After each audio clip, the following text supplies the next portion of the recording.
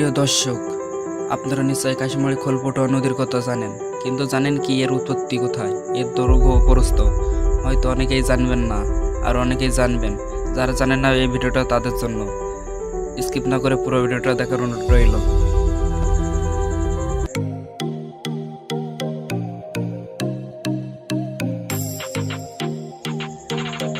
খোলপটুয়া নদী বাংলাদেশের দক্ষিণ পশ্চিম অঞ্চলের সাতক্ষীরা জেলার শ্যামনগর থানার একটি নদী।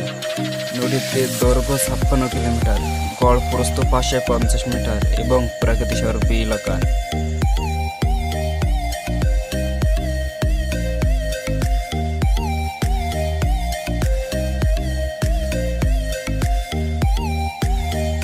বাংলাদেশের পানি উন্নয়ন বোর্ড বা পাওবো কর্তৃক খোলপটুয়া নদী প্রদত্ত পরিচিতি নম্বর দক্ষিণ পশ্চিমাঞ্চলের নদী নম্বর 23।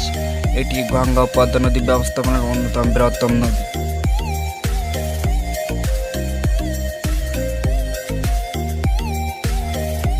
এইবার আসা যাক এই নদীটির উৎপত্তি নিয়ে। আশাশুনি উপজেলার মানিকখালীতে বেতনা ও মরিচাপ নদী খোলপটুয়া নাম ধারণ করে দক্ষিণমুখী এগিয়ে চলেছে। পথিমধ্যে কাপসন্ডা, গোরালি প্রভৃতি স্থান স্পর্শ করে খোলা নামক স্থানে গলঘষিয়া নদীর সাথে যুক্ত হয়েছে। অতঃপর আরও অগ্রসর হয়ে শ্যামনগর উপজেলার নওয়াবাকির পাশ দিয়ে বুড়ি গোয়ালিনীতে আলপাঙাশির নাম ধারণ করেছে এবং পারশিমারির নিকট উপত্যকার সাথে মিলিত হয়েছে।